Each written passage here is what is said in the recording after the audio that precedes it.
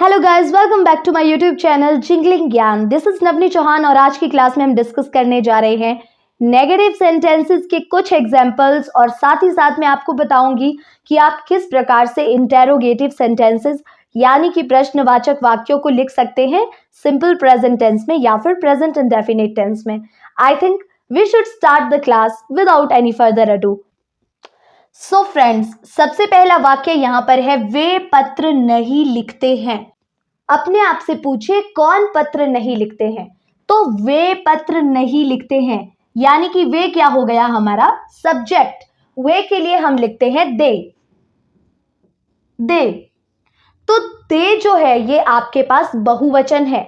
और दूसरी बात है, यहां पर क्या काम किया जा रहा है? लिखने का काम किया जा रहा है। यहां पे पत्र लेखन का काम किया जा रहा है यानी कि लिखना हमारी क्रिया हो गई। इसका अर्थ है यहां पर राइटिंग का वर्क हो रहा है। ओके फ्रेंड्स, तो राइट करने के लिए हमारे पास जो फर्स्ट फॉर्म ऑफ वर्ब आता है वो है राइट, लेकिन इससे पहले हमको यूज करना होगा यहां पर हेल्पिंग वर्ब। तो दे जो है इसके साथ में हम क्या यूज करेंगे? डू नॉट यूज करेंगे। आप रूल्स को ध्यान से देख लीजिए।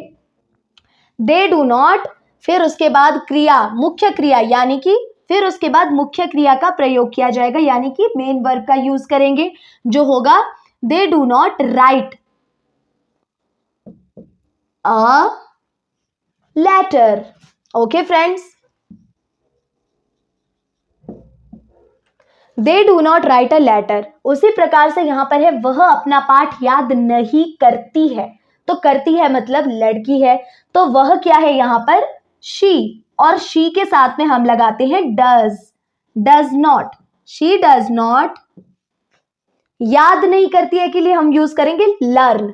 She does not learn her lesson. वह अपना पाठ याद नहीं करती है, she does not learn her lesson. उसके बाद है, समय हमारी प्रतीक्षा नहीं करता है।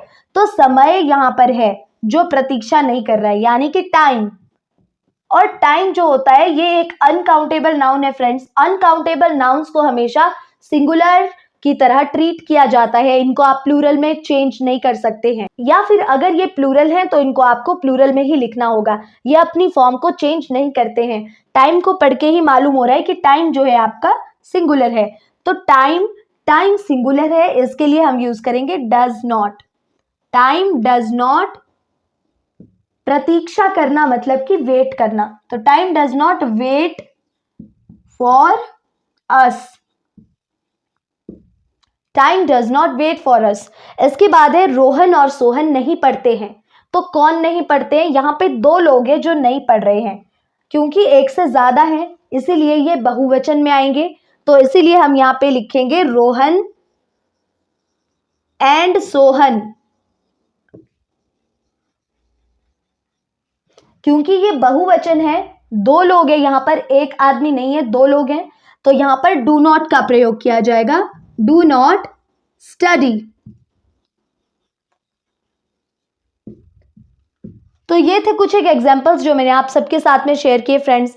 आई होप कि आपको ये समझ आए होंगे। अब हम यहाँ पर इंटेरोगेटिव सेंटेंसेस को डिस्कस करते हैं।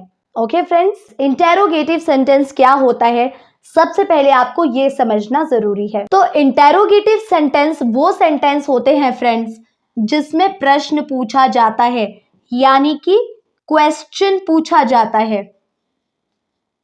ठीक है, क्वेश्चन, प्रश्न किया जाता है यहां पर। यानी कि अगर क्वेश्चन किया जाता है, ऐसे वाक्यों के अंत में आप प्रश्न चिन्ह का प्रयोग करते हो जिसको साइन ऑफ इंटेरोगेशन कहा जाता है इंग्लिश में। तो साइन ऑफ इंटेरोगेशन का यूज किया जाता है ऐसे वाक्यों के अंत में। अब इंटेरोगेटिव सेंटेंसेस को आप पहचान तो जाओगे, लेकिन इनमें आपको कैसे ट्रांसलेट करना है अब इस बात को समझते हैं। सबसे पहले फ्रेंड्स, इसको लिखने का रूल देख लीजिए। जब भी आप इंटेरोगेटिव सेंटेंसेस को लिखोगे ना फ्रेंड्स, तो यहां पर एक चीज की याद रखनी है आपको कि यहां पर हेल्पिंग वर्ब से स्टार्ट किया जाता है। ओके, और सिंपल प्रेजेंट टेंस में हमारे पास दो ही हेल्पिंग वर्ब है जो है डू या फिर डज।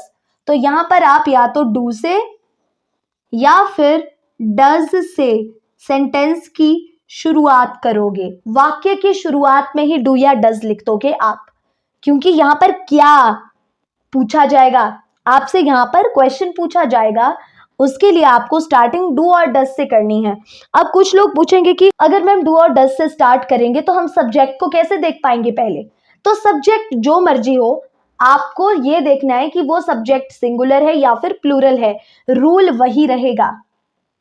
जो डू है आपके पास, जहां पर हम नेगेटिव सेंटेंस में डू का प्रयोग कर रहे थे, इंटेरोगेटिव सेंटेंस में भी डू का प्रयोग उन्हीं के ही साथ किया जाता है और डज का प्रयोग भी बिल्कुल वैसे ही किया जाता है, तो इसमें कोई बदलाव नहीं है। सिंगुलर सब्जेक्ट के साथ में आप यूज करोगे डज का, ठीक है ना फ्रेंड्स, एक्सेप्ट आई और यू। आई और यू के साथ में आप डज का प्रयोग नहीं करते। उसके बाद डू की बात करूं तो प्लूरल सब्जेक्ट के साथ में आप डू का प्रयोग करते हो, जिसमें आई और यू के साथ में भी आप डू का प्रयोग करते हो। इस बात की आपको याद रखनी है। डू और डज के बाद में आप लिखोगे सब्जेक्ट।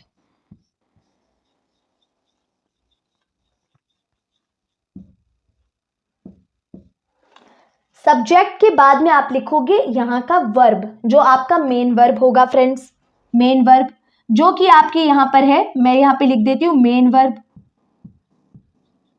तो मेन वर्ब में आप कौन सी फॉर्म यूज करोगे? फर्स्ट। तो मेन वर्ब का फर्स्ट फॉर्म आप यहां पे लिखोगे और इस वाक्य के अंत में लिखोगे ऑब्जेक्ट। अगर हुआ तो, ऑब्जेक्ट नहीं हुआ तो कुछ और वर्ड्स अगर प्रेजेंट हुए तो उसको भी आप यहां पे एडजस्ट करोगे। इसके अलावा यहां पर क्वेश्चन मार्क लगाना बिल्कुल नहीं भूलोगे। अगर प्रश्नवाचक वाक्य का ट्रांसलेशन आपने सही किया किंतु वहां पे साइन ऑफ इंटेरोगेशन नहीं लगाया, क्वेश्चन मार्क का साइन नहीं लगाया, तो आपके मार्क्स भी वहां पे कट जाएंगे फ्रेंड्स, आपके मार्क्स भी वहां पर कट जाएंगे फ्रेंड्स। सो जब भी आप इंटेरोगेटिव सेंटेंस लिखोगे तो आप इसी प्रकार से उसको लिखोगे। जब भी आपके पास क्या वाला वाक्य आ गया तो आपको ये माइंड में बात फिक्स कर देनी है कि स्टार्टिंग आप हेल्पिंग वर्ब से ही करोगे। हेल्पिंग वर्ब आपके पास यहाँ पर डू और डज होंगे और आपको याद रखना है कि जो डू है इसका प्रयोग आप करते हो प्लूरल सब्जेक्ट के साथ में। तो मैं यहाँ पे फिर भी लिख रही हूँ, अगर आप लोग यहाँ पे दोबारा से ऐड करना चाहते हैं तो आप लिख सकते हैं कि प्लूरल सब्जेक्ट के साथ में आप डू का प्रयोग करते हो, डू का प्रयोग करते हो और इसके साथ ही में आप इसको आई और यू के साथ में भी यूज करते हो, तो इस बात का ख्याल रखें। और डज का प्रयोग आप करते हो सिंगुलर सब्जेक्ट के साथ में। तो सिंगुलर सब्जेक्ट में आपके वो सभी चीजें आ जाती हैं जिसमें आप बोलते हो कि सिंगुलर प्रोनाउन है और आपका सिंगुलर नाउन है। तो ये अब आपने देखना है कि कौन कहाँ पर कैसे यूज किया जाएगा। तो यहाँ पर डू और डज का प्रयोग आपको मालूम हो गया हो, सब्जेक्ट आप खुद देख लोगे, सब्जेक्ट पहचानना आपको आ जाता है। तो अब यहाँ पर हम कुछ एक एग्जाम्पल्स को डिस्कस कर लेते हैं फ्रेंड्स। एक बात और मैं कहना चाहूंगी, यहाँ पे भी वही रूल अप्लाई किया जाता है कि यहाँ पे वर्ब की फर्स्ट फॉर्म के साथ में एस या ई एस का प्रयोग नहीं करते हैं जब सिंगुलर सब्जेक्ट आता है। कारण वही है कि जब डज का प्रयोग किया जा रहा है तो वहां पे एस या ई एस लगाने की क्या जरूरत है, क्योंकि सेंटेंस इसी प्रकार से यहाँ पर फ्रेम किया जाएगा। Now without further ado let us discuss some of the examples. So friends, मैं चाहूंगी कि सबसे पहले आप कोशिश करें, आप यहाँ पे कोशिश करें कि किस प्रकार से इनका ट्रांसलेशन किया जाए, उसके बाद मैं आपको यहाँ पे इनका ट्रांसलेशन करके बताती हूँ।